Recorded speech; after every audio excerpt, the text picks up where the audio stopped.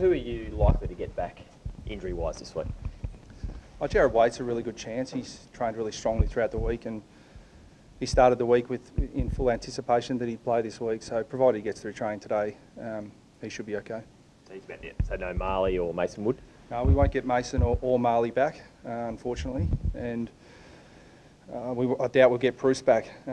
He's improved, but he's still not right. He might surprise based on how he trains, but I'd say he's unlikely there. So that's again a real frustration because we're pretty keen to have a look at him. But yeah, so Wadey's the main one who we hope to get back, but that positive is compounded by a negative in terms of we just need to leave Jack Siebel out this week too. He's needs to be protected from himself. He's just battered, and we'll manage him this week, much to his disgust. But as I said to Jack, I mean, if he was on crutches, he'd still want to go out there and lead the team. So I haven't seen anyone in my time in footy do what he's been able to do so far this year in terms of carrying things that would keep lesser players out. And it's not just one thing, it's a multitude of things. So, yeah, as I said, he's disappointed, but part of my job is to sometimes protect players like him from themselves. So he's carrying quite a few things and has been for a bit? Oh, yeah. And as I said, injuries that would keep players out for weeks, not a week. And now we were pretty close to making the decision a few weeks ago to leave him out, but he proved himself on the track, which is probably compounded the problem because you see the way he plays. He doesn't. Most players would be protecting themselves a little bit in game, but he's doing the opposite. And he really wants to make an impact in his first year as captain, and I understand that, but he's just not doing himself or the team any favours at the moment. So unfortunately for him, I've had to make the call. Was he told that today, or was that made earlier in the week? No, I told him on Tuesday because I was insistent that I wasn't going to give him until Thursday to see if he could get to the line again. Wanted to be really decisive with the call. So yeah, he fought it pretty hard, but he understands. Leaves a pretty big hole to fill. Trent Dumont, would he be a replacement this week? Yeah, he responded really well in the VFL to all the things we'd spoken about. So he had a really good game in a pretty poor loss. He had a terrific game. So yeah, he'll be right in the mix to come back in along with a few others. Ryan Clark, and there are a few other guys that we really want to look at who have been playing well in the VFL. So we've got a few options there, but obviously not as many as we'd like with a few injuries. What was Trent not doing that you're happy to discuss with us, I suppose? Yeah, well, probably.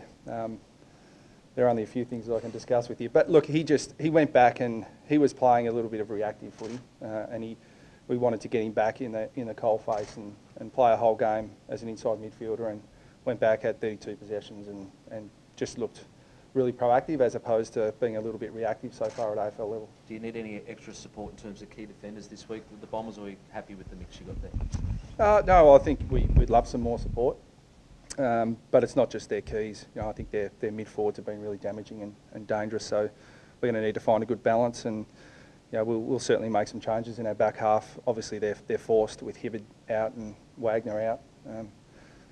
We'll find a different mix, but give other guys opportunity. Will Todd Goldstein definitely play this week? Look, we've got to weigh that up. I mean, we're hamstrung with Bruce. We'd like to get Braden in, but it's enormously frustrating to us and obviously to him as well that he's not fit and available. So we're a bit hamstrung there, but again, Goldie sets really high standards for himself, and we set really high standards for him, and if he's not going to get up to the level, then I've got to work out a way to get him back to his All-Australian form, because clearly he's not comfortable with the way he's playing at the moment, and neither are we. So my job as coach is to work him through that, and I've got various ways that I can try and do that. But at selection at the moment, it's a challenge. Could you play Majak and Ben Brown and not play Goldie this week? Yeah, I mean, you can mix and match all you like. There are all sorts of different ways you can do it. I mean, it's not our preference, but there are all those options on the table. But judging from what you're saying there, if Braden was available, Todd would be back in the VFL? Yeah, well, there's no point even speculating about that because we don't have that decision available to us.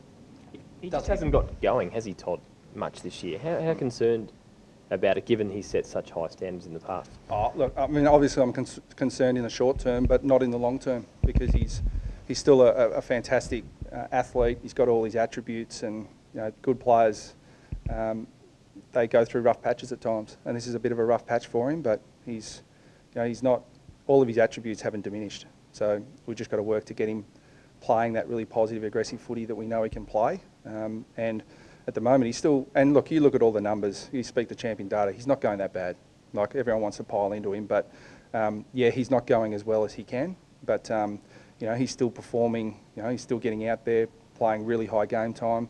But we've got to find a way to get him back into his All-Australian form. Do you think he's been affected at all by the talk around his future, even though it's come from outside the club? I doubt it. Certainly he doesn't think so. He's aware of it, that's for sure. But yeah, we're fully supportive of Goldie. We always have been. And we're fully supportive of all our players. So it's part and parcel in this industry that you've got to deal with speculation when it comes their way. You've had a number of competitive performances this year, but obviously there's some personnel issues now with injury. Do you fear the season might peter out a bit? Oh no, there's a hell of a lot we can get out of it. One, I think we're played the equal first number of debutants so far this year, so we get to look at different players. Daniel Nielsen will play again this week, and it was really impressive in his first 2 games. And we're really looking to get a lot out of the second half of the season in terms of the standards that we set. And whether that means winning, losing or drawing, it's the way that we go about it that's going to be the most important thing. So yeah, it's been a challenging year for us, but we need to build and continue to build that platform for the future. Where do the futures of Scott Thompson and Lockie Hansen sit at the moment, both free agents, I think, at the end of the year? Yeah, it's just all part of ongoing list management discussions. So it's all very fluid in terms of, when you're looking at your entire list and how you get better, there are all sorts of decisions to come into that. So it's not just cut and dried, unfortunately. Even if I wanted to give you an answer on that, I couldn't. Is it something that you wait until the end of the year, though, or you can assess now? Oh, you can't. It's ongoing because there are different guys that get contracted. There are different, list management and list movement things that happen. So yeah, that's a discussion for all the key players at list management. But as I said, they're just not cut and dry decisions. So I couldn't tell you even if I wanted to. What have you made of Andrew Swallow since he's been back in the side? Yeah, he had a season high defensive acts for us on the weekend. Really competitive in the clinches, but he again, it's a bit of a domino effect, isn't it? Your All-Australian ruckman's not performing to the level that he would like, has a domino effect down to your inside mids, and Andrew Swallow's been a really accomplished first possession stoppage player over a long period of time. But there are all sorts of pieces in the puzzle that aren't coming together for us at the moment. But we're going to fight our way through it. Do you still play a fairly big role behind the scenes as a senior player? No, I haven't seen a player who was in his position as captain of the football club and then getting dropped out of the senior team, carrying himself with such distinction around the football club as he has. He's just an amazing role model for the rest of our players, and he's still really vocal in meetings and still plays a great supporting role to Jack Siebel and the rest of the leadership group. Had a number of debutants, as you mentioned, the last couple of weeks especially. Anyone this week that might get their first opportunity? Yeah, there is, but I don't want to jump the gun. We've got to make sure that we get through training. There are a few guys we need to look at with the balance of our side. So we're not confirmed on our 22 just yet. So, but I suspect that we can announce that if we make the decision. Everyone pulls up through training. We can announce that Friday. It's been a tough year, but Ben Brown is one of the standouts. He's in the race for the Coleman. Do you think he's a chance perhaps to get at the end of the year? Oh, he's in great touch. I mean, he's been a shining light now in our forward half, and we're looking to give him a bit more support down there. But yeah, he's just been fantastic the way he's gone about it. But I doubt Brownie's had a look at that. In all seriousness, I think he's always looking at how the team can get better. He's a really important part of our future, so he's bought into what we need to do long term. Can you give us an update on Sam Wright? He's come back twice in the last few weeks. He's had a week off the first time, so he's going to have another stint out. Yeah. I wish I could, other than to say we're exploring all options to make sure we get Sam 100%, and he's not quite 100% at the moment. So it's been a really frustrating run for him, but I can't update you any further other than to say he won't play this week, and then we'll keep assessing options from there. So he's just having pain after games? Is that what the issue is? Yeah, look, in the scheme of things, it's fairly minor, but he's had such a long history with injury that while it's still a bit sore, we just refuse to push it. We just want to get him 100%. Internally, do you build matches up against Essendon? I mean, traditionally it's been your biggest rival as a footy club. Yeah, well, there's a lot of rivals these days, but we always enjoy playing them, and I'm sure they enjoy playing us too. And that history goes back, way before your time and my time, Jules. Do you build up the Essendon North games, or? Always. Yeah. Every game's a big game. Yeah. He's got marshmallows in his pocket. Yeah. No, there's great history. The fans love it, and we're obviously close rivals, and the proximity geographically means that there's always going to be a rivalry there. And but they've been in really good touch, and we're going to have to be at our best to be competitive.